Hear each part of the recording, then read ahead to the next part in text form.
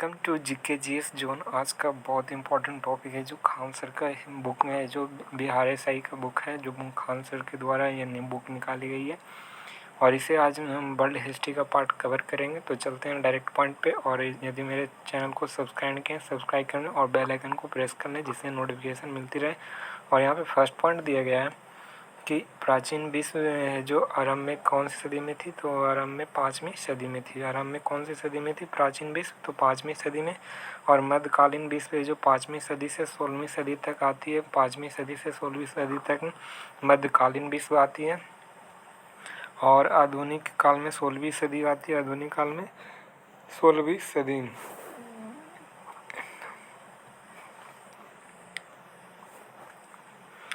और आधुनिक विश्व जो पुनर्जागरण के रूप में आती है और आगे जाकर मानवतावादी पर बल दिया गया और इसके आगे जाकर लौकिक जीवन पर बल दिया गया, लौकिक जीवन पर और विचार अभिव्यक्ति की स्वतंत्रता आगे जाकर दिया गया और पुनर्जागरण फिर बाद में मानव की स्वतंत्रता को बढ़ावा दिया गया था।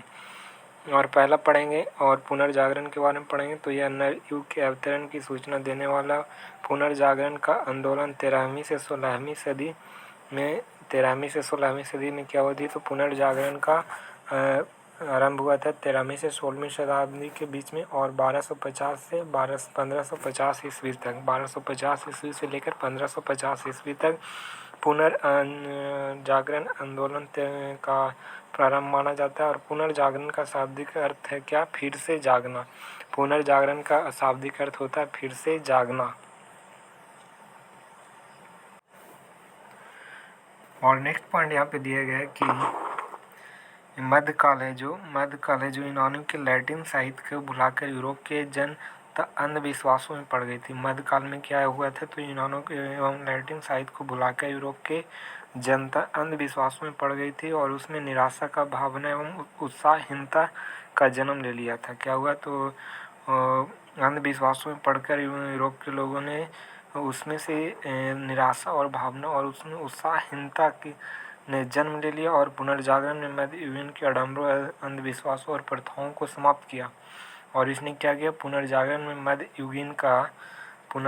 मध्ययुगीन के आडम्बरों अंधविश्वासों और प्रथाओं को समाप्त किया और उसके स्थान पर व्यक्तिवाद और भौतिकवाद और स्वतंत्रता की भावना रखा।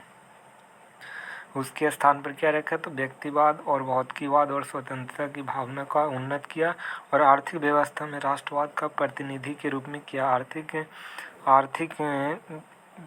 आर्थिक व्यवस्था में राष्ट्रवाद को क्या किया, प्रतिस्थापित किया। और पुनर्जागरण का प्रारंभ इटली के फ्लोरेंस नगर से माना जाता है। पुनर्जागरण का प्रारंभ कहाँ से माना जाता है, तो इटली के फ्लोरेंस नगर से पुनर्जागरण का प्रारंभ माना जाता है, इटली के फ्लोरेंस नगर से। और नेक्स्ट क्या है, बेंजेंटाइन साम्राज्य की राजधानी कुस्तुनतुनिया का पतन और पुनर्जागरण का एक प्रमुख कारण माना। बेंजेंटाइन साम्राज्य था जो कुस्तुनतुनिया का पतन पुनर्जागरण के कारण एक प्रमुख कारण माना जाता है कि पुनर्जागरण के कारण बेंजेंटाइन साम्राज्य क्या हुआ, तो खत्म हो गई। और इटली के महान कवि दांते पुनर्जागरण का अग्रदूत कहा जाता है। दांते को क्या कहा जाता है, तो पुनर्जागरण का अग्रदूत कहा जाता है। किसे, तो पुनर्जागरण का अग्रदूत कहा जाता है, दांते को कहा जाता है। और इन्होंने इटली की बोलचाल की भाषा में टस्कन में डिवाइन कॉमेडी नामक काव्य की रचना की है। इटली में क्या किए, तो इन्होंने क्या किए हैं कि इटली भाषा है, एक इटली भाषा में इन्होंने इटली की बोलचाल भाषा है टास्कन क्या है, तो इटली की बोलचाल भाषा है जिसमें इन्होंने डिवाइन कॉमेडी नामक काव्य की रचना किए थे। कौन, तो डिवाइन कॉमेडी की रचना किए थे दांते के द्वारा किया गया था। और इटली के निवासी पेटार्क को मानवतावाद का संस्थापक माना जाता है। इटली के निवासी कौन है, तो पेटार्क को क्या कहा जाता है, इटली पेटार्क हैं जो इटली के निवासी और इसे मानववाद का संस्थापक माना जाता है। मानववाद का संस्थापक पेटार्क को माना जाता है। और पेटार्क का शिष्य जो बुकासियो था, पेटार्क का शिष्य कौन था, बुकासियो था और यह लैटिन गद्य का पिता कहलाया। बुकासियो जो लैटिन गद्य का पिता कहलाया। बुकासियो था जो लैटिन गद्य का पिता किसे कहा जाता है, बुकासियो को, जो पेटार्क का शिष्य था। किसका शिष्य था, बुकासिया, तो पेटार्क का शिष्य था। और डेकोमेरॉन क्या है, तो बुकाशिया का प्रसिद्ध पुस्तक क्या है, तो बुकाशिया का प्रसिद्ध पुस्तक डेकोमेरॉन था। बुकाशिया का प्रसिद्ध पुस्तक क्या था, तो डेकेमेरॉन था। बुकाशिया का प्रसिद्ध पुस्तक डेकेमेरॉन था। द प्रिंस के रचयिता मैकियावेली के आधुनिक विश्व का प्रथम राजनीतिक चिंतक माना जाता था।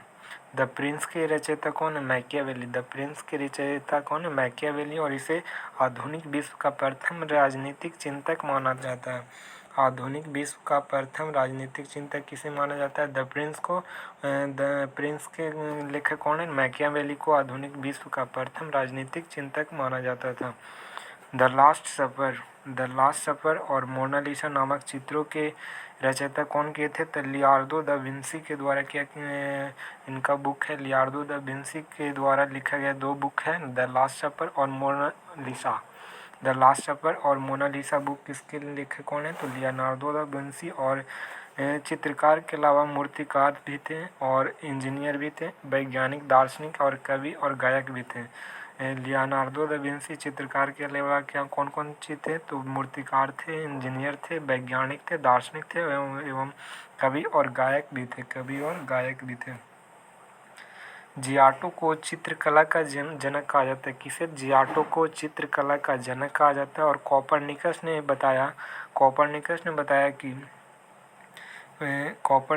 बताया कि पृथ्वी सूर्य के चारों ओर घूमती है, और तथा जर्मनी के केपलर ने इसकी पुष्टि की थी। कोपरनिकस ने बताया कि पृथ्वी सूर्य के चारों ओर चक्कर लगाती है, और इससे वैकल्पिक रूप से सिद्धांत कौन दिए थे, तो जर्मनी के एक वैज्ञानिक थे केपलर के द्वारा इसे पुष्टि किया गया है कि सूर्य है जो पृथ्वी के चारों ओर क्या करती है, चक्कर लगाती है। पुष्टि कौन किए थे, तो पुष्टि किया गया था केपलर के द्वारा। और नेक्स्ट यहाँ पे दिया गया है कि गैलीलियो ने दोलन संबंधी सिद्धांत, गैलीलियो ने क्या किए, तो गैलीलियो ने दोलन संबंधी सिद्धांत दिए। जो गैलीलियो ने क्या दिए, तो दोलन संबंधी सिद्धांत दिए। कौन दिए, तो गैलीलियो ने दिए थे दोलन संबंधी सिद्धांत। और जिसने प्रचलित घड़ियाँ का निर्माण किया, क्या किए, तो प्रचलित घड़ियाँ का निर्माण किए थे कौन, इन्होंने क्या किए, तो प्रचलित घड़ियाँ का निर्माण किए थे। और रोमियो एंड जूलियट शेक्सपियर है जो इंग्लैंड के हैं। रोमियो एंड जूलियट क्या थे, तो रोमियो एंड जूलियट शेक्सपियर की अमर कृति है। रोमियो एंड जूलियट लिखा गया किसके द्वारा, तो शेक्सपियर जो इंग्लैंड के लेखक थे। शेक्सपियर जो अमर कृति है किसका, तो शेक्सपियर का अमर कृति है Romeo and Juliet. Romeo and Juliet.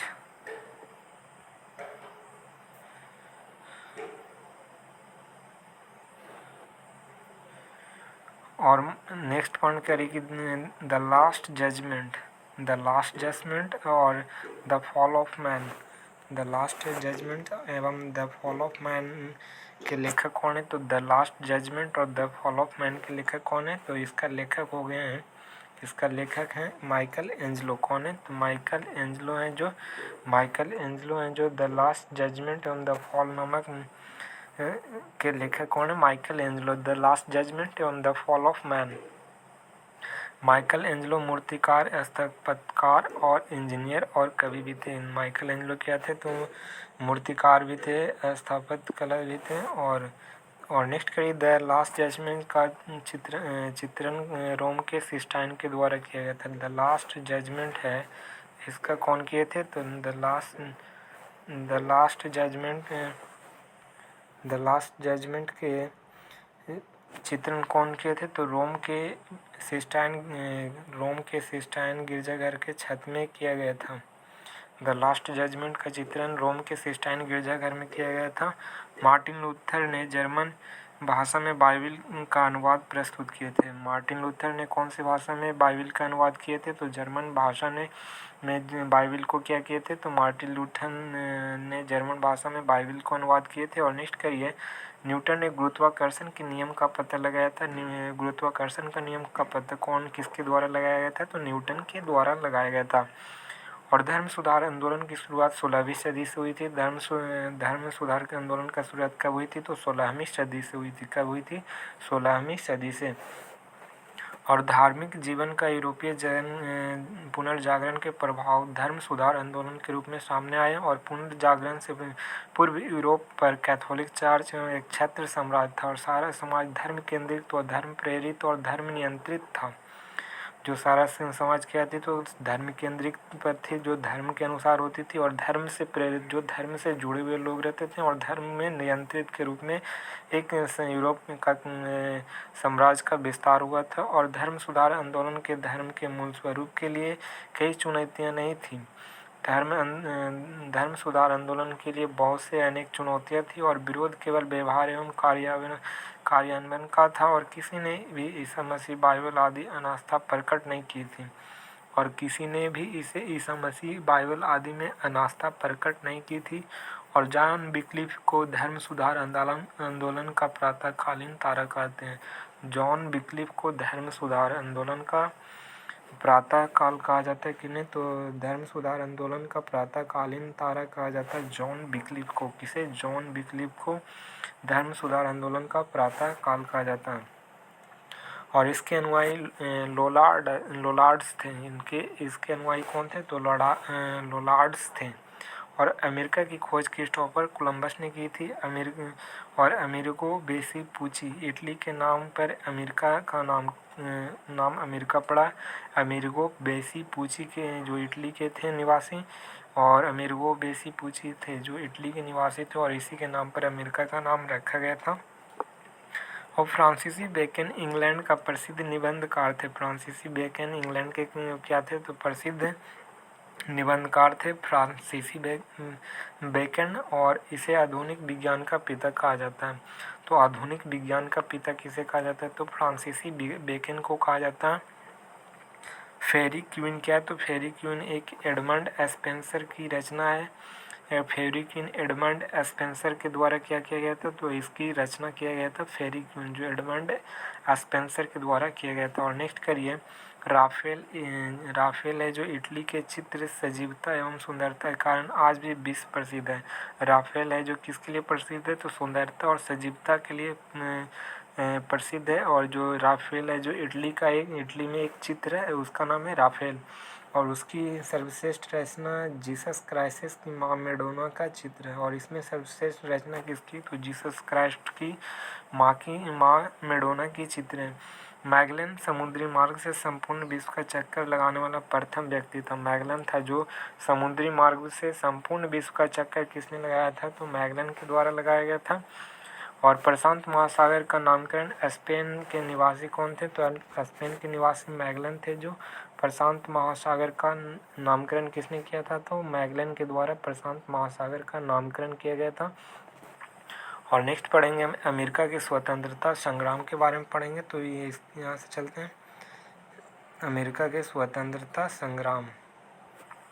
और सप्तवर्षीय युद्ध 1756 से लेकर 1763 में इंग्लैंड और फ्रांस के बीच हुआ था। सप्तवर्षीय युद्ध और यूरोप अमेरिका भारत में लड़ा गया था। सप्तवर्षीय युद्ध यूरोप अमेरिका भारत में लड़ा गया था। 1756 से लेकर 63 के बीच हुई थी। अमेरिका स्वतंत्रता संग्राम आंदोलन के दौरान इंग्लैंड का शासक जॉर्ज तृतीय था। अमेरिका स्वतंत्रता संग्राम आंदोलन के दौरान इंग्लैंड के शासक कौन था? तो जॉर्ज तृतीय था। कौन था? अमेरिका स्वतंत्रता संग्राम के टाइम पर इंग्लैंड के प्रधानमंत्री कौन था? तो इंग्लैंड के शासक था जॉर्ज तृतीय। नोट में यहाँ दिए गए कि पैट्रिक हेनरी स्टैंप अधिनियम का विरोध किए। पैट्रिक हेनरी ने जो स्टैंप अधिनियम का विरोध किया, और पैट्रिक हेनरी ने युवकों में जान फूंक दी, और वह कहता था कि या तो मुझे स्वतंत्रता दो वरना मृत्यु दो। पैट्रिक हेनरी कहता था कि या तो मुझे स्वतंत्रता दो या तो मुझे मृत्यु दो। यह पैट्रिक हेनरी का कथन है। और नेक्स्ट करिए कि अमेरिका में ब्रिटिश औपनिवेशिक साम्राज्य का नींव जेम्स प्रथम के शासनकाल में डाली गई थी।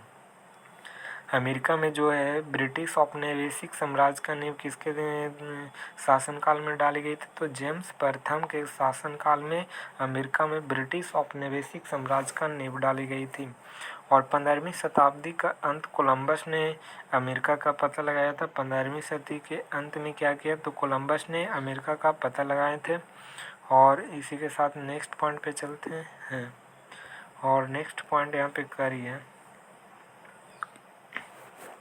अमेरिका ब्रिटिश औपनिवेशिक शासन साम्राज्य का नींव जेम्स प्रथम के शासनकाल में डाली गई थी।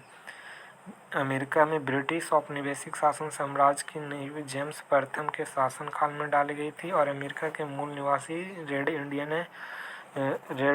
है अमेरिका के मूल निवासी। और नेक्स्ट पॉइंट करिए, 1767 में टाउनशेंड वित्त मंत्री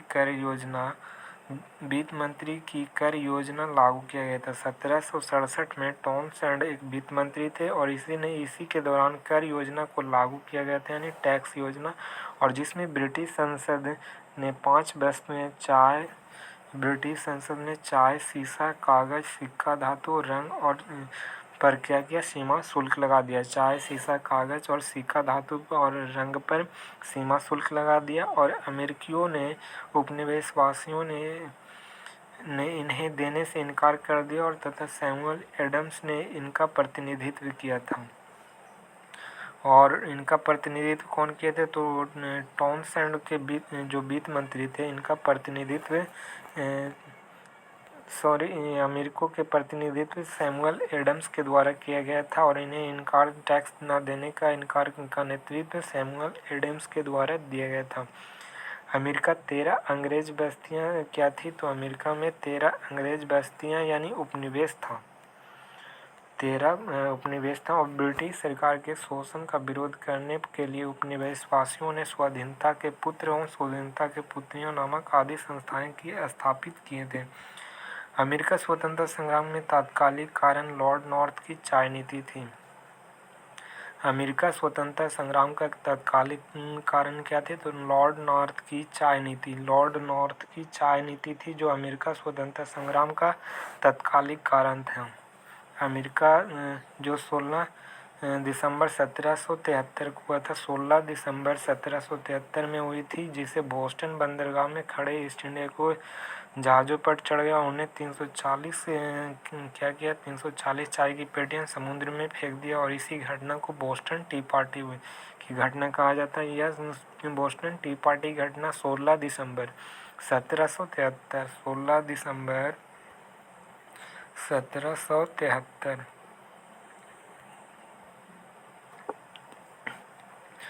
और नेक्स्ट पॉइंट करें कि 5 सितंबर 1774 में वर्जीनिया के नागरिकों ने सभी उपनिवेशों के प्रतिनिधियां फिलाडेल्फिया एक महाद्वीपीय कांग्रेस के अधिवेशन में आयोजित हुआ, जिसमें ब्रिटिश कानून का विरोध किया और 22 अक्टूबर 1774 में यह सम्मेलन समाप्त हो गया। 22 अक्टूबर 1774 में क्या हुआ, तो उपनिवेशों के प्रतिनिधियां फिलाडेल्फिया में जो महाद्वीपीय कांग्रेस अधिवेशन आयोजित किया गया था, जो 22 अक्टूबर 1774 में इसे समाप्त किया गया। 19 अप्रैल 1775 को लेक्सिंगटन नामक स्थान पर ब्रिटिश सेना और क्रांतिकारियों के बीच मुठभेड़ हो गई और जिसमें 8 स्वयंसेवक मारे गए थे। लेक्सिंगटन में क्या हुआ, तो 8 स्वयंसेवक मारे गए थे, जिसमें ब्रिटिश सेना और क्रांतिकारियों के बीच 19 अप्रैल 1775 में मुठभेड़ हो गया था और जिसमें 8 आदमी मारा गया था और यह अमेरिका की स्वतंत्रता क्रांति की घटना मानी जाती है, उनमें से एक है। और नेक्स्ट करें कि 10 मई 1775 में फिलाडेल्फिया में द्वितीय महाद्वीपीय सम्मेलन किया गया था। पहला महाद्वीपीय सम्मेलन कब हुआ था, तो पहला महाद्वीपीय सम्मेलन हुआ था 5 सितंबर 1774 में। 5 सितंबर 1774 में पहला महाद्वीपीय सम्मेलन हुआ था और द्वितीय महाद्वीपीय सम्मेलन कब हुआ था, तो 10 मई 1775 में। 10 मई 1775 में द्वितीय महाद्वीपीय सम्मेलन किया गया था, जिसमें थॉमस जेफरसन क्या थे, तो उपस्थित थे थॉमस जेफरसन और उन्होंने 4 जुलाई 1776 को 13 बस्तियों के इंग्लैंड की स्वतंत्रता की घोषणा कर दी। इंग्लैंड से क्या किए, 4 जुलाई 1776 में 13 बस्तियों को इंग्लैंड की स्वतंत्रता घोषणा कर दी। और 4 जुलाई को क्या हुआ, तो 4 जुलाई को फिलाडेल्फिया के उपनिवेशियों ने बैठक में स्वतंत्रता की घोषणा कर दी और 4 जुलाई को अमेरिका की स्वतंत्रता दिवस मनाई जाती है। 4 जुलाई को अमेरिका स्वतंत्रता दिवस मनाई जाती है और इसने 13 संयुक्त उपनिवेशों को स्वाधीन और स्वतंत्र राज किया। घोषित किया था? कितने? 13 संयुक्त उपनिवेशों को घोषित किया था। और नेक्स्ट है जॉर्ज वाशिंगटन ने उपनिवेशों को सेनापति नियुक्त किया था। जॉर्ज वाशिंगटन ने उपनिवेशों का सेनापति किसे नियुक्त किया था? जॉर्ज वाशिंगटन को। 1783 में पेरिस के संधि के अनुसार इंग्लैंड में 13 उपनिवेशों की स्वतंत्रता स्वीकार कर लिया था। 1783 ईस्वी में पेरिस के संधि के अनुसार इंग्लैंड ने 13 उपनिवेशों की स्वतंत्रता स्वीकार कर लिया था। पेरिस संधि के अनुसार 1783 में 13 उपनिवेशों को स्वतंत्रता स्वीकार कर लिया था। और संसार का सर्वप्रथम लिखित संविधान किसका था? तो संयुक्त राज्य अमेरिका का था। जो संसार का सर्वप्रथम लिखित संविधान था अमेरिका में, जो 1789 में लागू हुआ था। 1789 में अमेरिका में क्या हुआ? संविधान लागू हुआ था, और जिसमें उत्तराधिकार कानून को न्यायसंगत बनाया गया और तथा महिलाओं को संपत्ति का अधिकार मिला गया। इसमें उत्तराधिकार कानून के न्याय संगत में बनाया गया और महिलाओं को संपत्ति का अधिकार मिला। अमेरिका विश्व का पहला देश बना जिसने मनुष्यों के समानता तथा मौलिक अधिकार की घोषणा किया था। मनुष्यों की समानता और मौलिक अधिकार की घोषणा करने वाला पहला देश अमेरिका था। और नेक्स्ट करिए कि मॉन्टेस्क्यू ने शक्ति पृथक्करण सिद्धांत लिया था। मॉन्टेस्क्यू के द्वारा शक्ति पृथक्करण सिद्धांत दिया गया था।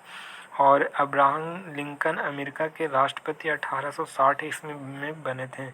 अब्राहम लिंकन था जो अमेरिका के राष्ट्रपति 1860 ईस्वी में बने थे। कौन? अमेरिका के राष्ट्रपति अब्राहम लिंकन थे, जो अमेरिका के राष्ट्रपति 1860 में जो प्रथम राष्ट्रपति थे अब्राहम लिंकन। प्रजातंत्र जनता का और जनता के द्वारा और जनता के लिए शासन और प्रजातंत्र, यह परिभाषा अब्राहम लिंकन ने दिए थे। अब्राहम लिंकन द्वारा कहा गया था जनता का, जनता के द्वारा और जनता के लिए शासन, यह इनका वचन था अब्राहम लिंकन का। और नेक्स्ट पॉइंट करें कि अब्राहम लिंकन की हत्या जॉन बिकलीज बूथ नामक व्यक्ति ने किया था। जॉन बिकलीज बूथ ने अब्राहम लिंकन की हत्या किए थे। और कब किया गया था? तो 4 मार्च 1865 ईस्वी में। 4 मार्च 1865 में अब्राहम लिंकन की हत्या किया गया था। 4 मार्च 1865 ईस्वी में। अमेरिका गृह युद्ध की समाप्ति 6 मई 1865 में हुई थी। अमेरिका में गृह युद्ध का समाप्ति 6 मई 1865 में हुआ था। अमेरिका में गृह युद्ध की समाप्ति 6 मई 1865 ईस्वी में हुआ था। अमेरिका फिलॉसफी सोसाइटी की स्थापना बेंजामिन फ्रैंकलिन के द्वारा किया गया था। बेंजामिन फ्रैंकलिन के द्वारा अमेरिका में फिलॉसफी सोसाइटी की स्थापना किया गया था। और नेक्स्ट है फ्रांस की राज की क्रांति के बारे में पढ़ेंगे। तो यहाँ पे देखते हैं।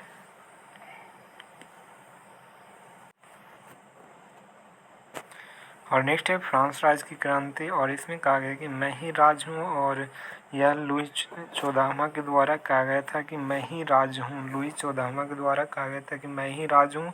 और उसके समय फ्रांस में निरंकुश राजतंत्र की चरम सीमा पर थी। लुई 14वां के समय में क्या थी? तो फ्रांस में निरंकुश राजतंत्र की अपनी सीमा चरम पर थी।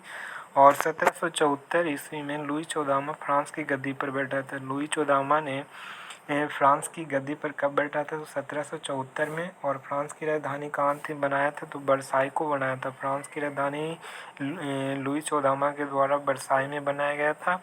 और लुई 16वां को देशद्रोह का अपराध में फांसी दी गई थी। लुई 16वां को देशद्रोह के अपराध में क्या हुआ? तो लुई 16वां था जो देशद्रोह के रूप में फांसी की सजा दी गई थी लुई 16वां को।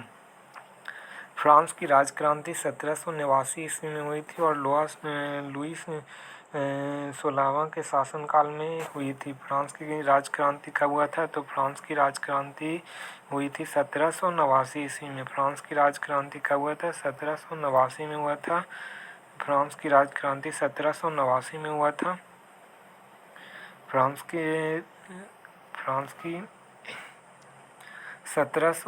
की राजक्रांति 1789 में हुई थी। और नेक्स्ट पॉइंट करिए कि 14 जुलाई 1789 में क्रांतिकारियों ने बास्तिल के कारागृह को फाटक को तोड़कर बंदियों को मुक्त कर दिया। और तब से 14 जुलाई को फ्रांस राष्ट्रीय दिवस मनाई जाती है। फ्रांस का राष्ट्रीय दिवस कब मनाया जाता है? तो 14 जुलाई को और 4 जुलाई को अमेरिका का स्वतंत्रता दिवस मनाया जाता है। और फ्रांस के 14 जुलाई 1789 ईस्वी में क्रांतियों ने बास्तिल की कारागृह को फाटक को तोड़कर बंदियों से मुक्त हो गया और 14 जुलाई को फ्रांस का राष्ट्रीय दिवस मनाती है। और सामाजिक समानता और सामाजिक विशेषाधिकार का अंत, निरंकुश तथा भ्रष्ट प्रशासन में सुधार, न्याय तथा करों में समानता का उद्देश्य पाने के लिए इस क्रांति का शुरुआत हुई थी। और टेले एक प्रकार का भूमि कर था और गेवेल एक प्रकार का नमक कर टैक्स था। टेले क्या था? तो एक प्रकार का जो भूमि पर टैक्स लिया जाता था फ्रांस में, उसे टेले कहा जाता था, जो भूमि पर लिया जाता था। और गेवेल एक प्रकार की टैक्स था जो नमक पर टैक्स लिया जाता था, गेवेल। और टाइथ एक प्रकार का टैक्स था जो धार्मिक कर पर लिया जाता था, धार्मिक टैक्स लिया जाता था, उसे टाइथ कहा जाता था जो चर्च में को देना पड़ता था, टाइथ चर्च को देना पड़ता था। और बाल्टियर ने कहा कि 100 चूहे की अपेक्षा एक सिंह का शासन उत्तम होता है। और यह इस कथन है, 100 चूहों की अपेक्षा एक सिंह का शासन उत्तम होता है, यह बाल्टियर ने कहा था। और नेपोलियन ने कहा कि यदि रूसो न हुआ तो फ्रांसीसी क्रांति न होती। नेपोलियन ने कहा कि यदि रूसो न होता तो फ्रांसीसी क्रांति नहीं होती, यह नेपोलियन के द्वारा कहा गया था। और फ्रांस की क्रांति का तत्कालीन कारण देश का शोचनीय आर्थिक दशा थी। फ्रांस की क्रांति का तत्कालीन कारण माना जाता है शोचनीय आर्थिक दशा। और फ्रांस की क्रांति के समय फ्रांस का मुद्रा क्या थी? तो फ्रांस की क्रांति के समय फ्रांस की मुद्रा लिवरे थी, लेकिन आर्थिक सुधार के बाद एक नए प्रकार की कागजी मुद्रा एसाइनेंट आसिया चलाई गई थी। और आर्थिक सुधार के बाद कागजी मुद्रा के रूप में असाइनमेंट चलाई गई थी। और नेक्स्ट पॉइंट करिए, स्वतंत्रता और समानता और बंधुत्व का नारा फ्रांस के द्वारा दिया गया था और यह भारत के संविधान में लिया गया है, स्वतंत्रता, समानता और बंधुत्व। और लुई 16वां के पत्नी मेरी एंतोनेट ऑस्ट्रिया की राजकुमारी थी। एंतोनेट ऑस्ट्रिया की क्या थी? राजकुमारी थी। लुई 16वां के पत्नी कौन थी? एंतोनेट ऑस्ट्रिया की क्या थी? तो एंतोनेट थी जो ऑस्ट्रिया की राजकुमारी थी। और नेक्स्ट करेगी सोशल कॉन्ट्रैक्ट, रूसो एवं letters on English. Social contract Rousseau की एवं लेटर्स ऑन इंग्लिश बाल्टेयर की रचना थी। क्या थी? तो इंग्लिश ऑन लेटर बाल्टेयर की रचना थी।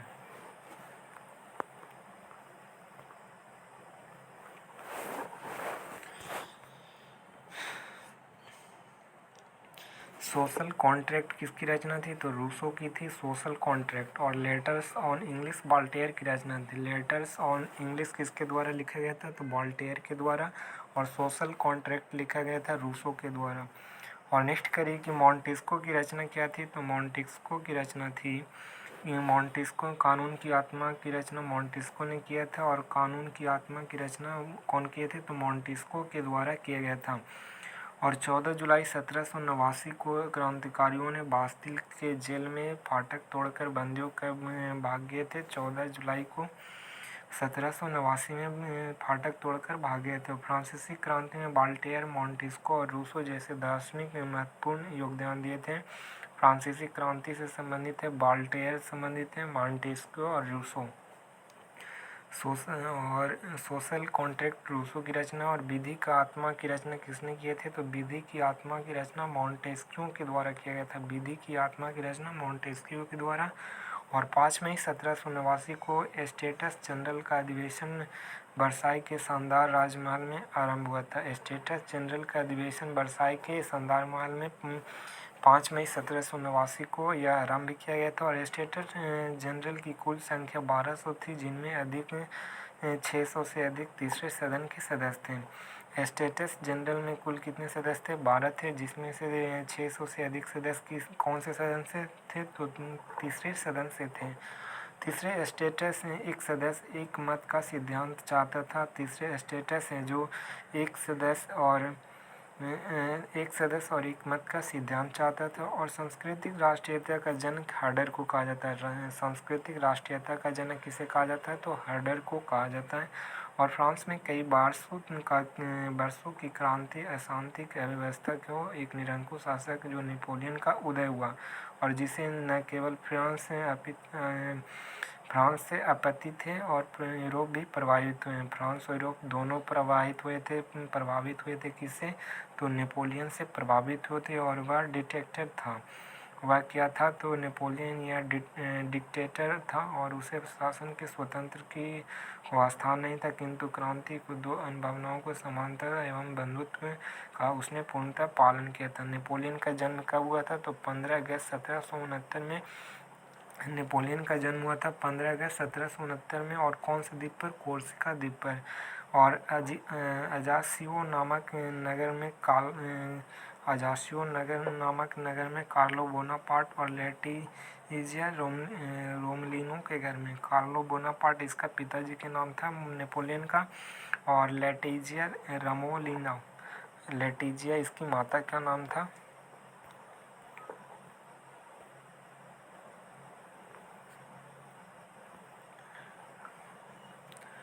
और नेक्स्ट पॉइंट यहाँ कह रही है कि नेपोलियन ने 1799 में क्या किया? तो प्रथम कौंसिल बना और तथा 1802 में जीवन भर क्या किए? तो 1802 में जीवन भर कौंसिल बना।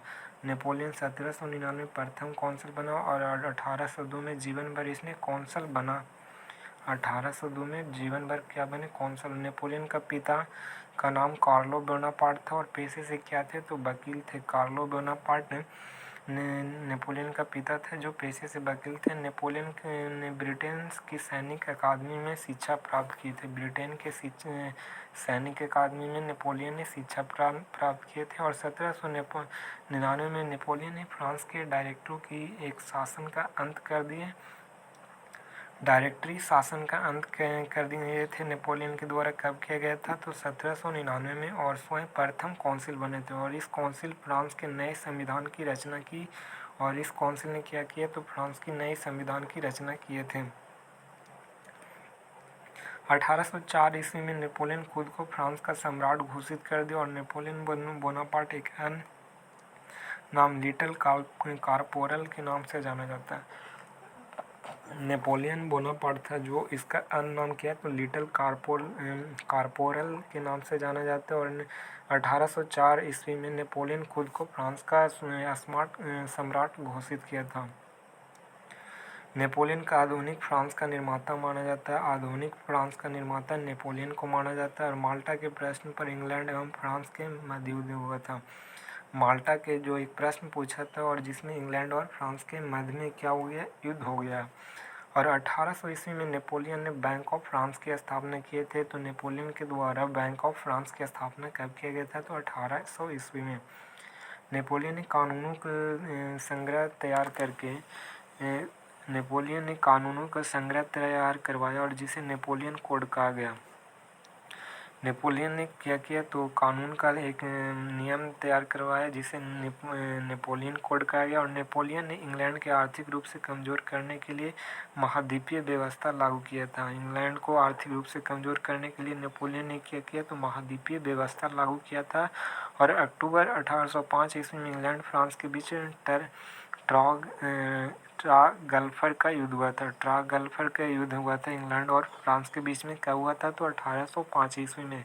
1805 ईस्वी में ट्रागल्फर का युद्ध हुआ था इंग्लैंड और फ्रांस के बीच में 1805 ईस्वी में। यूरोपीय राष्ट्रों ने एकजुटता होकर 1813 ईस्वी में लिप्जिग के मैदान में नेपोलियन को हराया था। यूरोपीय राष्ट्रों ने एकजुट होकर 1863 ईस्वी में लिप्जिग के मैदान में नेपोलियन को हराया था। लिप्जिग के मैदान में नेपोलियन के हराया था। कब हराया था? तो 1813 ईस्वी में। कैसे हारा? तो यूरोपीय राष्ट्रों में क्या हुई? तो एकजुटता हो गई और इसमें अनेक देशों ने मिलकर एकजुट बनाकर नेपोलियन को क्या किया? तो इसे हरा दिया। और इसके बाद नेपोलियन को बंदी बनाकर अल्वा द्वीप में रखा गया। नेपोलियन को बंदी बनाकर कौन से द्वीप में रखा गया था? तो अल्वा द्वीप में। बहुत इंपॉर्टेंट है कि नेपोलियन को बंदी बनाकर कौन से द्वीप में रखा गया? तो अल्वा द्वीप में रखा गया था। नेपोलियन ने जोजेफाइन को तलाक देकर ऑस्ट्रिया की राजकुमारी मारिया लुइसा से शादी किया था। नेपोलियन ने जोजेफाइन को तलाक देकर क्या किया? नेपोलियन की पहली पत्नी थी जोजेफाइन। इसने नेपोलियन ने जोसेफाइन को तलाक देकर ऑस्ट्रिया की राजकुमारी मारिया लुइसा से क्या किया था, शादी कर लिया था मारिया लुइसा से। नेपोलियन ने ही सर्वप्रथम इंग्लैंड को बनियों का देश कहा था। किसने कहा था बनियों का देश? तो नेपोलियन के द्वारा यह कहा गया था कि नेपोलियन इंग्लैंड को बनियों का देश कहा था नेपोलियन के द्वारा। और नेपोलियन का दूसरा नाम था लिटिल कार्पोवेल के नाम से जाना जाता था। इतिहासकार डेविड भॉम्सन ने नेपोलियन का पतन का गंभीर आरोप लगाया था। इतिहासकार कौन थे? तो डेविड भॉम्सन ने नेपोलियन पतन का गंभीर का कारण माना, जिसमें स्पेन का शक्ति को कम समझना। जिसमें क्या किया? तो नेपोलियन ने स्पेन की शक्ति को कम समझा और जिसके कारण नेपोलियन पतन का गंभीर कारण माना जाता है। और नोट में कहा कि मुझे फ्रांस की राजकुमारी राजमुकुट धरती पर पड़ा मिला और तलवार की नोक से मैंने उसे उठा लिया। और नेपोलियन ने कहा कि मुझे फ्रांस का राजमुकुट है जो धरती पर पड़ा मिला और तलवार की नोक से मैंने उठाया। यह कथन नेपोलियन के द्वारा कहा गया था। और सत्ता मेरी रखैल है और इसे बस में करने के लिए मुझे इतनी दिक्कत उठाती पड़ी है कि मैं न तो उसे किसी को छीनने दूंगा और न ही अपने साथ भोगने दूंगा। यह कथन किसका है? तो यह कथन किसका है? तो यह नेपोलियन के कथन है कि सत्ता मेरी रखैल है, इसे बस में करने के लिए मुझे इतनी दिक्कत उठानी पड़ी है कि मैं न तो किसी को छीनने दूंगा और न ही अपने साथ भोगने दूंगा। यह कथन किसका है? तो नेपोलियन ने कहा था। सत्ता मेरी रखैल है और इसे बस में करने के लिए मुझे इतनी दिक्कत उठानी पड़ेगी कि मैं न तो उसे किसी को छीनने दूंगा और न तो अपने साथ भोगने दूंगा। और 1815 ईस्वी में वाटरलू का युद्ध उसके जीवन काल का अंतिम युद्ध था।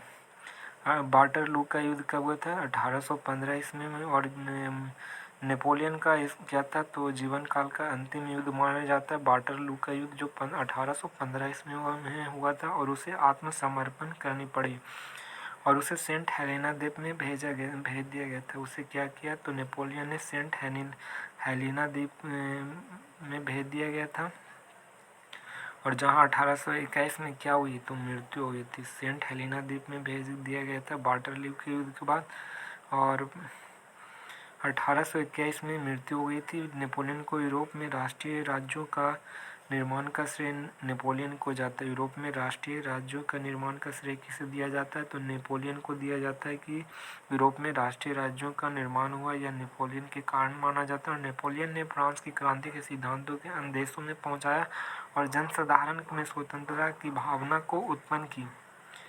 और नेक्स्ट है औद्योगिक क्रांति। जो उत्पादन के क्षेत्रों में मशीन और वाष्प शक्ति उपयोगों से जो व्यापक परिवर्तन हुआ और इन परिवर्तनों के फलस्वरूप लोगों के जीवन पद्धति और उसके विचारों में जो मौलिक परिवर्तन हुए हैं उसे इस इतिहास में औद्योगिक क्रांति कहा जाता है। जो जीवन में परिवर्तन नए चेंजिंग आए उसे औद्योगिक जो मशीनीकरण हुआ उसके कारण औद्योगिक क्रांति का विकास हुआ। और औद्योगिक क्रांति का शुरुआत इंग्लैंड से हुई थी। औद्योगिक क्रांति का विकास सबसे पहले कहाँ हुई थी? तो इंग्लैंड से। और क्योंकि इंग्लैंड के पास उपनिवेशियों के कारण पर्याप्त कच्चे माल और पूंजी थे। कच्चे माल और पूंजी होने के कारण इंग्लैंड में क्या हुई? तो औद्योगिक विकास की अधिक मात्रा में विकास हुई। विश्व के सर्वप्रथम औद्योगिक क्रांति इंग्लैंड में हुई थी। और औद्योगिक क्रांति की 18वीं सदी में विभिन्न वैज्ञानिकों आविष्कारों के कारण मानी जाती है। 18वीं सदी में औद्योगिक क्रांति का 18वीं शताब्दी में मानी जाती है और इसका कारण है यंत्रों के आविष्कार में अधिक जिसमें गृह उद्योग कारखानों जैसे छोटे छोटे गांव शहरों में अधिक उद्योगों को बढ़ोतरी मिली। और नेक्स्ट है पगडंडियाँ चौड़ी सड़कों में बदल गई। जो पहले पगडंडी हुआ करती थी अब सड़क का निर्माण हो गया और सामाजिक व्यवस्था में तेजी से परिवर्तन हुआ और जनसंख्या में तीव्र गति से वृद्धि हुई। और इंग्लैंड में सर्वप्रथम औद्योगिक क्रांति का शुरुआत सूती कपड़े के उद्योग से हुई थी। इंग्लैंड में सर्वप्रथम औद्योगिक क्रांति का शुरुआत कब से हुई थी? सूती कपड़ा के उद्योग से। सबसे पहले इंग्लैंड में औद्योगिक क्रांति सूती कपड़ा के उद्योग से शुरू हुई थी। 1814 ईस्वी में स्टीफेंसन ने रेल के द्वारा खानों से बंदरगाह तक कोयला ले जाने के लिए भाप इंजन का प्रयोग किया था। स्टीफेंसन के द्वारा किया हुआ तो खानों से बंदरगाह तक कोयला ले जाने के लिए रेल का निर्माण किया गया था। 1814 ईस्वी में इंग्लैंड में किया गया था। 1814 ईस्वी में स्कॉटलैंड के मैकडेम सर्वप्रथम पक्की सड़क बनाने की विधि सर्वप्रथम पक्की सड़कें बनाने की विधि निकाली गई थी स्कॉटलैंड के मैकडेम के द्वारा। स्कॉटलैंड के एक मैकडेम थे व्यक्ति, मैकडेम, इन्होंने पक्की सड़कें का निर्माण कराने की व्यवस्था लागू किया था। पुराने कृषि यंत्रों के स्थान पर इस्पात, हल, रेज, ड्रिल इत्यादि का प्रयोग होने लगा और जिससे उपज बढ़ गई। टॉनसेट ने हेरफेर करके फसलों के बोने की पद्धति लाए थे। तो फसलों को हेरफेर करने की बोने की विधि कौन लाया था? तो टॉनसेट के द्वारा लाया था। किसके द्वारा? टॉनसेट के द्वारा। और 1815 ईस्वी में फ्रांस, जर्मनी, बेल्जियम आदि देशों में मशीनी का प्रयोग से औद्योगिक क्रांति की शुरुआत हुई थी। 1815 ईस्वी में के बाद क्या हुआ? फ्रांस, जर्मनी, बेल्जियम आदि देशों में मशीनी के प्रयोग से औद्योगिक क्रांति का शुरुआत हुई और एशिया के देशों में सर्वप्रथम जापान है जो आधुनिक औद्योगिक विकास हुआ था। जापान में क्या हुआ? तो आधुनिक उद्योग का विकास। आधुनिक उद्योग का विकास कौन से देश में हुआ था? तो जापान में आधुनिक उद्योग का विकास हुआ था और औद्योगिक विकास इंग्लैंड को। और नेक्स्ट यहाँ पे देखते हैं आविष्कार और तेज चलने वाले शटल जॉन के द्वारा जो 1733 ईस्वी में इसकी स्थापना किया गया था। तेज चलने वाली शटल जो जॉन के द्वारा आविष्कार किया गया था। और नेक्स्ट है स्पिनिंग जेनिंग। स्पिनिंग जेनिंग है जो जेम्स हारग्रीव्स के द्वारा 1765 में स्पिनिंग जेनिंग का आविष्कार किया था। और पानी शक्ति का आर्कराइट के द्वारा और घोड़े द्वारा चलाए जाने वाला करगा कार्टराइट के द्वारा आविष्कार किया गया था। घोड़े द्वारा चलाए जाने वाला करगा कार्टराइट के और सेफ्टी लैंप हम्फ्री डेवी के द्वारा 1815 में किया गया था। औद्योगिक क्रांति के दौड़ में जर्मनी इंग्लैंड का क्या था? प्रतिद्वंदी था।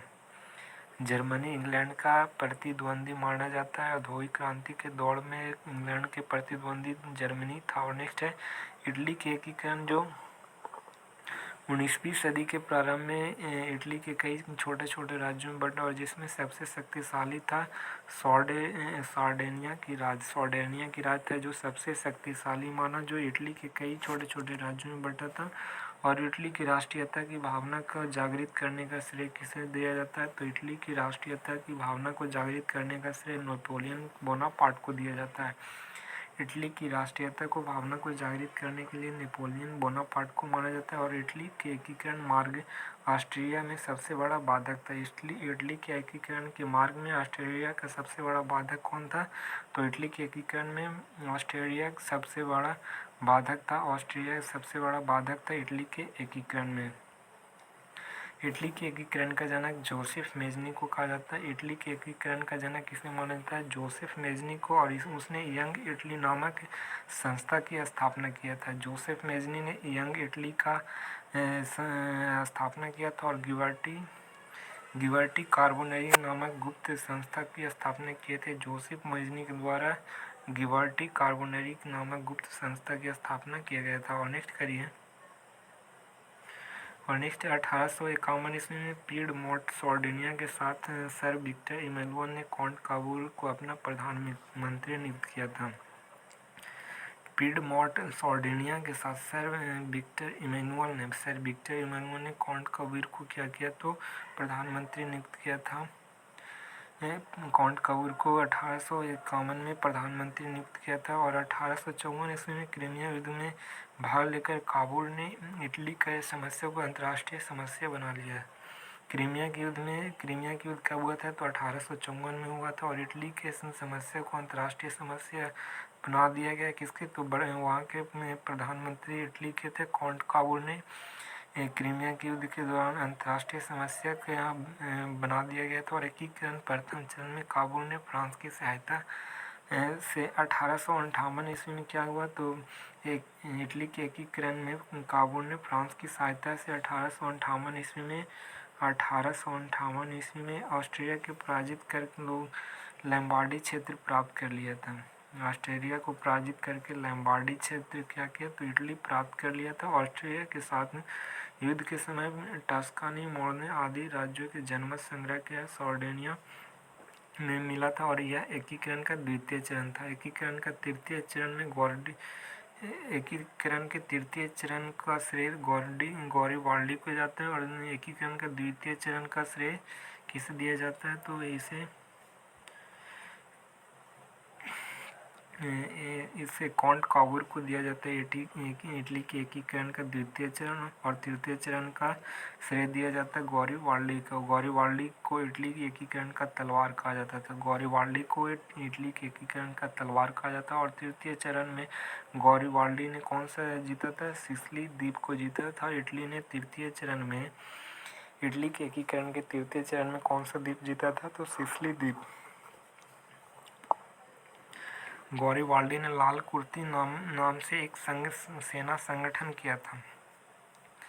लाल कुर्ती ने सेना का गठन किया था इटली के द्वारा। और तृतीय चरण गौरीवाल्डी ने सिसिली को जीत लिया था। और नेपल्स राजमाता विक्टर इमैनुअल को संयुक्त इटली का शासक घोषित किया था। पिडमोंट सार्डिनिया नामक बदलकर इटली का राजकुमार कर दिया गया था। पिडमोंट सार्डिनिया नामक बदलकर इटली का राजकुमार कर दिया गया था। और 1870 ईस्वी में पर्सा और फ्रांस के बीच में का लाभ उठाकर रोम पर अधिकार करके उसे इटली की राजधानी बनाया था। पर्सा एवं फ्रांस के बीच युद्ध का लाभ उठाकर 1870 ईस्वी में इटली की राजधानी बनाया गया था। और यह एकीकरण का चतुर्थ एवं अंतिम चरण था। और इटली के एकीकरण का श्रेय मेजनी काबूर और गौरीवाल्डी को दिया जाता है। इटली के एकीकरण का श्रेय किसे दिया जाता है? तो कॉन्ट काबूर और गौरीवाल्डी को दिया जाता है। और ऑस्ट्रिया के चांसलर कौन था? तो ऑस्ट्रिया के चांसलर मेटरनिख था। मेटरनिख 23 सितंबर 1862 ईस्वी को बिस्मार्क का चांसलर बना हुआ था। बिस्मार्क है जो पर्सा का चांसलर कब बना था? तो 23 सितंबर 1862 ईस्वी में पर्सा का चांसलर कौन बना था? तो बिस्मार्क बना था। और विलियम प्रथम ने बिस्मार्क का बाजीगर कहा था। बिस्मार्क का बाजीगर किसे कहा जाता था? तो विलियम प्रथम को कहा जाता था। और सेराजेवो के युद्ध 1886 ईस्वी में ऑस्ट्रिया ने पर्सा के आगे आत्मसमर्पण किया था। सेराजेवो के युद्ध कब हुआ था? तो 1866 में, जो ऑस्ट्रिया ने पर्सा के आगे किया तो आत्मसमर्पण किया था। और पर्सा के आगे ऑस्ट्रिया ने आत्मसमर्पण किया था सेराजेवो के युद्ध में। और सेराजेवो के युद्ध 1866 में हुआ था। और बिस्मार्क में जो पर्सा के चांसलर 23 सितंबर 1862 में बना था। जर्मनी का एकीकरण राष्ट्र के बारे में पढ़ते हैं। तो जर्मनी का राष्ट्रीयता का भावना का श्रेय जाता है नेपोलियन को। और लिप्सन के अनुसार यह इतिहास के मजाकों में से एक है। और आधुनिक जर्मनी का जन्मदाता नेपोलियन को कहा जाता है। आधुनिक जर्मनी का जन्मदाता किसे कहा जाता है? नेपोलियन को। और जर्मनी का एकीकरण किसने किया था? तो बिस्मार्क के द्वारा जर्मनी का एकीकरण किया गया था। बिस्मार्क पर्सा के शासक विलियम प्रथम का प्रधानमंत्री था। बिस्मार्क था जो पर्सा के शासक विलियम प्रथम का प्रधानमंत्री था। पर्सा के शासक विलियम प्रथम का प्रधानमंत्री था। विलियम प्रथम के प्रधानमंत्री बिस्मार्क। जर्मनी का सबसे शक्तिशाली शासक था। पर्सा राज था जिसने ऑस्ट्रिया के सेराजेवो के युद्ध में क्या किया? तो सेराजेवो के युद्ध में ऑस्ट्रिया को अपने आत्मसमर्पण किया था। ऑस्ट्रिया ने बिस्मार्क जर्मनी के एकीकरण का पर्सा के नेतृत्व में चाहता था। बिस्मार्क जर्मनी का एकीकरण किसके नेतृत्व में चाहता था? तो पर्सा के नेतृत्व में चाहता था। और विलियम को जर्मन संघ का सम्राट 8 फरवरी 1871 ईस्वी में बनाया गया था। विलियम को जर्मन संघ का सम्राट का ताज 8 फरवरी 1871 ईस्वी में पहनाया गया था। और जर्मनी को राष्ट्रीयता की भावना को जगाने का श्रेय किसे दिया जाता है?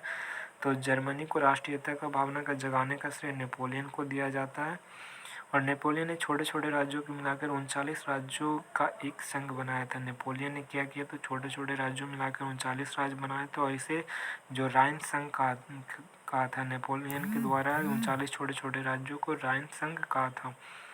जर्मनी के आर्थिक राष्ट्रवाद का पिता फ्रेडरिक लिस्ट को कहा जाता है। जर्मनी के आर्थिक राष्ट्रवाद का पिता फ्रेडरिक लिस्ट को कहा जाता है। जर्मनी के आर्थिक राष्ट्रवाद का पिता फ्रेडरिक लिस्ट को माना जाता है।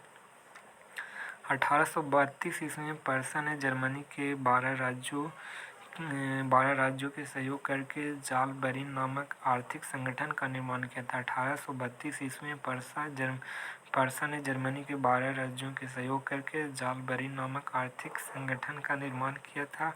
बिस्मार्क ने जर्मनी के एकीकरण में पर्सा के नेतृत्व में चाहता था और जर्मनी एकीकरण के लिए बिस्मार्क, ऑस्ट्रिया एवं फ्रांस से युद्ध करना निश्चित था।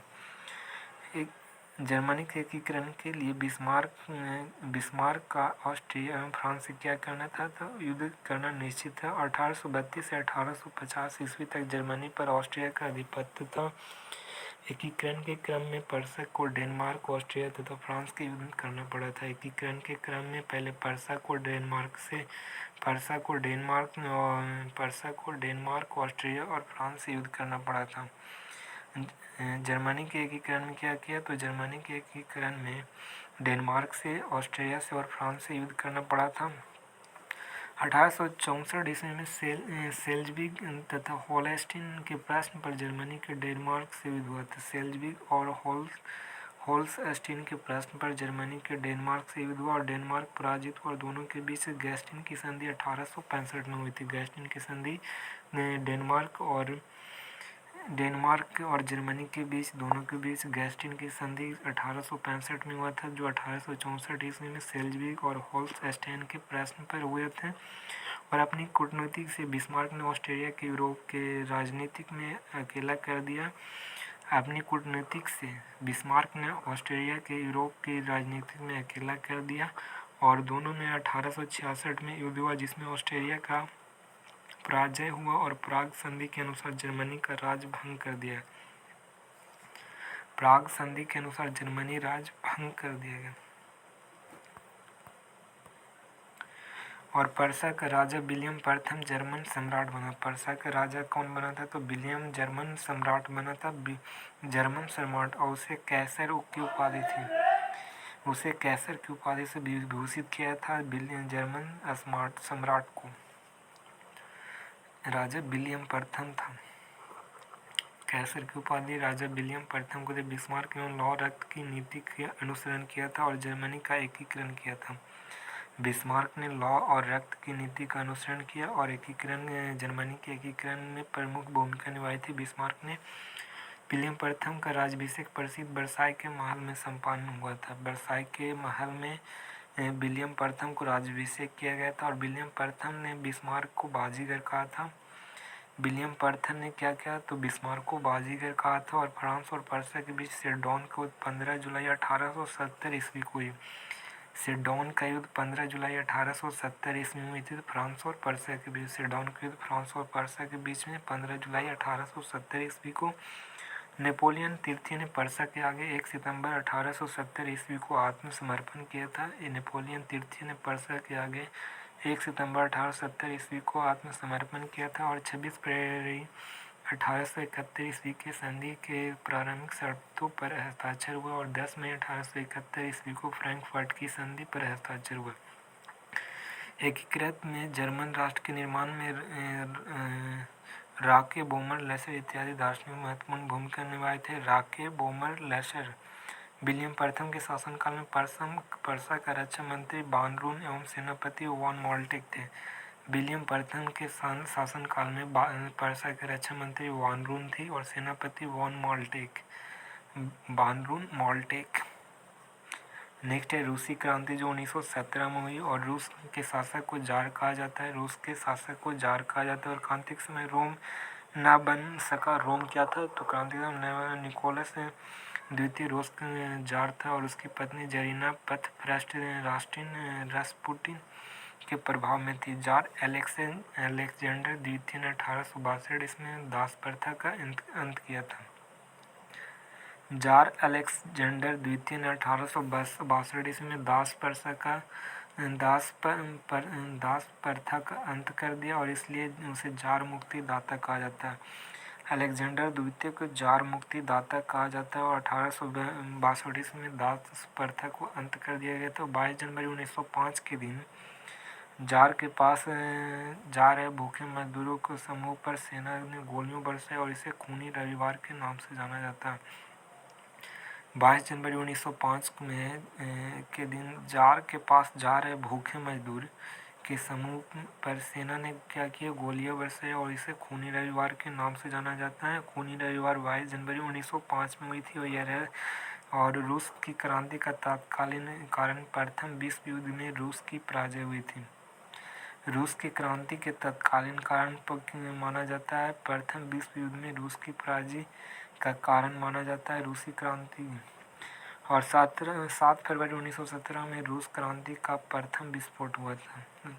रूस क्रांति का प्रथम विस्फोट 7 फरवरी 1917 में हुआ था और विद्रोहियों ने रोटी रोटी का नारा लगाते हुए सड़कों पर प्रदर्शन किया था। रोटी रोटी का नारा लगाते हुए सड़कों पर प्रदर्शन किया। जार की सेना ने विद्रोहियों पर गोली चलाने से इनकार कर दिया था और 15 मार्च 1917 को जार निकोलस द्वितीय ने गद्दी त्याग दिया था। जार निकोलस ने द्वितीय गद्दी त्याग दिया था 15 मार्च 1917 में और प्रकांड रूप से निरंकुश और राजशाही शासन का अंत हो गया था।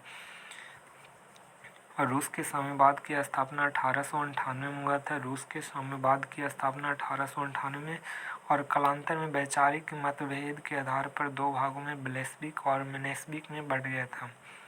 कालांतर में क्या हुआ, दो भागों में मतभेद हो गया और ब्लेस्विक और मेनेस्विक में बढ़ गया और बहुत बहुमत वाला दल ब्लेस्विक कहलाया और इसके नेता लेनिन सर्व प्रमुख थे। बहुमत दल वाले नेता कौन थे, ब्लेस्विक, और इसके नेताओं कौन थे, लेनिन था। और अल्पमत वाले मेनेस्विक कहलाए जो प्रमुख नेता क्रेंसन थे। और जार की गद्दी त्यागने के बाद सत्ता मेनेस्विकों को हाथ में आई और करेंस प्रधानमंत्री बना और क्रेंस्की प्रधानमंत्री बना और परंतु राज्य सरकार के जन समस्याओं के सुलझाने में असफल रही और इसका विरोध किया। लेनिन को निर्वासित कर दिया। लेनिन को क्या कर दिया, तो निर्वासित कर दिया। और अंततः ब्लेस्विक ने बल का प्रयोग द्वारा सत्ता पलटने की तैयारी शुरू कर दी और 7 नवंबर 1917 को महत्वपूर्ण सरकारी इमारतों पर कब्जा कर लिया। 7 नवंबर 1917 में रशिया के सबसे महत्वपूर्ण जगहों को क्या कर लिया, कब्जा कर लिया और क्रेंस्की देश छोड़कर भाग गए। क्रेंस्की क्या थे, तो देश छोड़कर भाग गए और ब्लेस्विक ने एक नई सरकार का गठन किया जिसका अध्यक्ष लेनिन बना और तथा ट्रॉट्स्की विदेश मंत्री। ब्लेस्विक ने क्या किया, तो ब्लेस्विक इसका ने नई सरकार का गठन कर दिया और जिसके अध्यक्ष में लेनिन बना और ट्रॉट्स्की विदेश मंत्री बना। विश्व इतिहास में पहली बार मजदूर वर्गों के हाथ में शासन सूत्र में आया था। विश्व के इतिहास में पहली बार क्या हुआ, मजदूर वर्गों के हाथ में शासन सूत्र आया था। और साम्यवादी शासन का पहला प्रयोग रूस में हुआ था। साम्यवादी शासन का पहला प्रयोग रूस में अन्ना कैरेनिना का लेखक लियो टॉल्स्टॉय था। अन्ना कैरेनिना के लेखक लियो टॉल्स्टॉय था। मदर की रचना मैक्सिमम गोर्की ने की थी। मैक्सिमम गोर्की के द्वारा मदर की रचना किया था। सोशल डेमोक्रेटिक दल 1903 ईस्वी में रशिया में हुई थी। सोशल डेमोक्रेटिक दल की स्थापना 1903 ईस्वी में हुआ था। कार्ल मार्क्स का आजीवन साथी रहा फ्रेडरिक एंजल्स था जो कार्ल मार्क्स का आजीवन साथी रहा। और नेक्स्ट है इंग्लैंड की क्रांति। इंग्लैंड में 1603 ईस्वी में स्टुअर्ट राजवंश के शासन प्रारंभ हुए थे। स्टुअर्ट राजवंश का शासन प्रारंभ हुआ था इंग्लैंड में 1603 ईस्वी में। और राजवंश के शासक दैवीय अधिकार में क्या विश्वास रखते थे, राजवंश के शासक दैवीय अधिकार में विश्वास रखते थे। और इंग्लैंड में 1756 से लेकर 1763 के बीच में इंग्लैंड में 1756 से लेकर 1763 में सप्तवर्षीय गृह युद्ध हुआ और गृह युद्ध के पश्चात चार्ल्स प्रथम को फांसी दी गई। गृह युद्ध के पश्चात चार्ल्स प्रथम को फांसी दी गई और तथा चार्ल्स द्वितीय को राजा बनाया गया। चार्ल्स द्वितीय निरंकुशता से जनता के उसके विरुद्ध हो गया और चार्ल्स द्वितीय को मृत्यु के बाद जेम्स द्वितीय शासक बना। चार्ल्स द्वितीय के बाद कौन बना, तो जेम्स द्वितीय शासक बना और वह दैवीय सिद्धांतों में विश्वास करता था, निरंकुश था। जेम्स द्वितीय कार्यकलापों से 1688 ईस्वी में एक क्रांति और इसे रक्तहीन क्रांति हुई कहते हैं। रक्तहीन क्रांति कब हुई थी इंग्लैंड में, 1688 में, अथवा गौरवपूर्ण क्रांति भी कहा जाता है क्योंकि इस क्रांति में रक्त की एक भी बूंद धरती पर नहीं गिरी थी और इसके बाद इंग्लैंड में संसद की सर्वोच्चता स्थापना हुई थी। इंग्लैंड में संसद की सर्वोच्चता की स्थापना हुई थी रक्तहीन क्रांति के बाद। और गृह युद्ध के दौरान राजा के समर्थकों में कैवेलियर कहा गया। गृह युद्ध के दौरान राजा के समर्थक को कैवेलियर कहा गया और संसद के समर्थक को राउंड हेड्स कहा गया। संसद को समर्थक को राउंड हेड्स कहा गया। और नेक्स्ट देखते हैं विश्व युद्ध के बारे में। तो प्रथम विश्व युद्ध की शुरुआत 28 जुलाई 1914 ईस्वी को हुआ और इसका तत्कालीन कारण ऑस्ट्रिया के राजकुमार फर्डिनेंड को बोस्निया राजधानी में सेराजोवा में इसकी हत्या के कारण प्रथम विश्व युद्ध माना जाता है। जो ऑस्ट्रिया के राजकुमार फर्डिनेंड को हत्या का एक प्रमुख कारण माना जाता है प्रथम विश्व युद्ध के दौरान होने के कारण माना जाता है। 28 जुलाई 1914 को इसकी हत्या कर दिया गया था। और जर्मनी के चांसलर बिस्मार्क ने गुप्त संधियों की प्रणाली एवं यूरोप के गुटबंदी का जनक माना जाता है। जर्मनी के चांसलर कौन थे? बिस्मार्क को गुप्त संधियों की प्रणाली एवं यूरोप के गुटबंदी का जनक माना जाता था। और मित्र राष्ट्र में 26 अप्रैल 1915 की लंदन की गुप्त संधि द्वारा इटली अपनी गुट में शामिल कर लिया था। 1882 ईस्वी में बिस्मार्क ने फ्रांस के विरुद्ध जर्मनी 1882 ईस्वी में बिस्मार्क ने फ्रांस के विरुद्ध जर्मनी, ऑस्ट्रिया, हंगरी और इटली का एक त्रिगुट एवं त्रिराष्ट्र संघ बनाया था। 1882 में बिस्मार्क ने फ्रांस के विरुद्ध जर्मनी, ऑस्ट्रिया, हंगरी और इटली के त्रिगुट सेना और त्रिराष्ट्र संघ बनाया था। और 1 अगस्त 1914 ईस्वी में जर्मनी ने फ्रांस के विरुद्ध युद्ध की घोषणा किया था। 1 अगस्त 1914 को जर्मनी ने फ्रांस के विरुद्ध युद्ध का घोषणा किया था। और 3 अगस्त 1914 ने जर्मनी ने फ्रांस के विरुद्ध युद्ध घोषणा किया था। 3 अगस्त 1914 को जर्मनी ने फ्रांस के विरुद्ध युद्ध का घोषणा किया था। जर्मनी सेना ने बेल्जियम में प्रवेश किया। तो ब्रिटेन ने 4 अगस्त 1914 में जर्मनी के विरुद्ध में युद्ध घोषणा कर दिया। 4 अगस्त 1914 ईस्वी में जर्मनी के विरुद्ध में ब्रिटेन ने युद्ध घोषणा कर दिया था। ब्रिटेन ने युद्ध घोषणा 4 अगस्त 1914 को जर्मनी के विरुद्ध में कर दिया था। प्रथम विश्व युद्ध के समय अमेरिका का राष्ट्रपति कौन था? तो प्रथम विश्व युद्ध के समय अमेरिका के राष्ट्रपति वुडरो विल्सन। और 6 अप्रैल 1917 ईस्वी में अमेरिका ने जर्मनी के विरुद्ध युद्ध घोषणा किया था। अमेरिका ने 6 अप्रैल 1917 में जर्मनी के विरुद्ध में युद्ध घोषणा किया था। अमेरिका ने 6 अप्रैल 1917 में। और यह 4 वर्षों अर्थात 1918 तक चला और इसमें 37 देश भाग लिए थे। प्रथम विश्व युद्ध के दौरान टोटल 37 देश भाग लिए थे और टोटल 4 वर्षों तक चला। और यह प्रथम विश्व 1914 से लेकर 1918 के बीच हुई थी। और प्रथम विश्व युद्ध के संपूर्ण विश्व को 2 भागों में बांटा, मित्र राष्ट्र एवं धुरी राष्ट्र में। धुरी राष्ट्र का नेतृत्व जर्मनी ने किया और इसमें शामिल अन्य देश थे ऑस्ट्रिया, हंगरी, तुर्की, इटली। ऑस्ट्रिया, हंगरी, तुर्की, इटली था जो धुरी राष्ट्र के देश में। और मित्र राष्ट्र में इंग्लैंड, फ्रांस, रूस, जापान, संयुक्त राज्य अमेरिका जैसे देश शामिल थे। इंग्लैंड, फ्रांस, रूस, जापान, संयुक्त राज्य अमेरिका। इटली के बाद धुरी राष्ट्रों से अलग होकर मित्र राष्ट्रों की तरफ चल गया। इटली बाद में क्या हुआ? धुरी राष्ट्र से अलग होकर मित्र राष्ट्र की तरफ चले गया। और क्रांति के बाद रूस युद्ध से अलग हो गया। और क्रांति के बाद क्या हुआ? तो रूस युद्ध से अलग हो गया। और संयुक्त राज्य अमेरिका प्रारंभ में तटस्थ था, लेकिन जर्मनी द्वारा ब्रिटेन के लूसितोनिया जहाज के डुबाने तथा अमेरिका जहाज़ों के ढूंढने के बाद मित्र राष्ट्रों की तरफ युद्ध में उतरा। संयुक्त राज्य अमेरिका प्रारंभ में तटस्थ था, लेकिन जर्मनी द्वारा ब्रिटेन के लूसितोनिया जहाज डुबाने और अमेरिका के जहाज़ों के ढूंढने के बाद वह मित्र राष्ट्रों की तरफ से युद्ध में उतरा। और लूसितोनिया जहाज में डूबने वाले अमेरिकियों की संख्या क्या थी? सबसे अधिक थी। और प्रथम विश्व युद्ध की समाप्ति कब हुई थी? 11 नवंबर 1918 में प्रथम विश्व युद्ध की समाप्ति हुई थी। 11 नवंबर 1918। और 18 जून 1918 को पेरिस की शांति सम्मेलन आयोजन किया गया था, जो 27 देशों के नेताओं ने भाग लिए थे। पेरिस में शांति सम्मेलन 18 जून 1918 में हुई थी। पेरिस में शांति सम्मेलन 18 जून 1918 में। और इसमें टोटल 27 देश के नेता भाग लिए थे। पेरिस के शांति सम्मेलन में अमेरिका के राष्ट्रपति वुडरो विल्सन थे और ब्रिटेन के प्रधानमंत्री लॉयड जॉर्ज थे। ब्रिटेन की प्रधानमंत्री कौन थे? तो लॉयड जॉर्ज प्रथम विश्व युद्ध में। और फ्रांस की प्रधानमंत्री जॉर्ज कलीमेंसू थे। जॉर्ज कलीमेंसू फ्रांस की प्रधानमंत्री थे। और मित्र राष्ट्रों ने जर्मनी के साथ वर्साइस का संधि, ऑस्ट्रिया के साथ मित्र राष्ट्रों ने जर्मनी के साथ वर्साई की संधि किया था और सेंट जर्मन की संधि बुल्गारिया के साथ निवली की संधि और हंगरी के साथ त्रियानो की संधि और तुर्की के साथ सेबरे की संधि किया था। तुर्की के साथ सेबरे की संधि, हंगरी के साथ त्रियाने की संधि और बुल्गारिया के साथ निवली की संधि किया था। मित्र राष्ट्रों ने पराजित जर्मन के साथ काफ़ी अन्यायपूर्ण वर्साई की संधि की थी और जिसके कारण पूरे विश्व में 20 वर्ष के बाद पुनः एक दूसरा विश्व युद्ध का उलझना पड़ा। युद्धोपरांत विश्व शांति संघ स्थापना के लिए अंतर्राष्ट्रीय संस्था राष्ट्रसंघ लीग ऑफ नेशन की स्थापना 1920 में हुई। राष्ट्रसंघ या लीग ऑफ नेशन की स्थापना कब हुई? 1920 में। और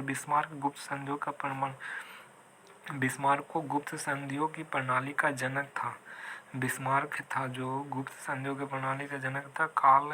काला हाथ सर्बिया का गुप्त क्रांतिकारी संस्था था। काला हाथ सर्बिया का गुप्त क्रांतिकारी संस्था था और 6 अरब 50 करोड़ पाउंड राशि का मांग युद्ध के हर्जाने के रूप में लिया गया था। 6 अरब 50 करोड़। 1906 में मोरक्को संकट पैदा हुआ। विश्व युद्ध के कारण 1906 में क्या हुआ? संकट पैदा हुआ। और नेक्स्ट है चीन क्रांति, जो चीन ने मंचू राजवंश का पतन 1911 ईस्वी में हुआ था। मंचू राजवंश की पतन 1911 में। और 1911 ईस्वी की क्रांति के बाद चीन का गणतंत्र शासन पद्धति की स्थापना हुई और डॉक्टर श्यामतन सेन ने 1911 में ईस्वी में क्रांति का जनक कहा जाता है। श्यामतन सेन को 1911 के चीन क्रांति का जनक कहा जाता है। और डॉक्टर श्यामतन सेन का जन्म 1867 में हुआ था। 1905 में श्यामतन सेन तुम में हुई पार्टी का गठन हुई थी। तुम में हुई पार्टी का 1905 में श्यामतन सेन ने गठन किया था। युवान सीट के कई समर्थक ने श्यामतन सेन ने अपना नेतृत्व वापस कर लिया और 1911 में क्रांति के बाद 1912 में ईस्वी में संवादों की प्रतिक्रियावाद के युवान की शिकाई नामक व्यक्ति को चीन का राष्ट्रपति बनाया गया था। युवान शिकाई को चीन का राष्ट्रपति बनाया गया था।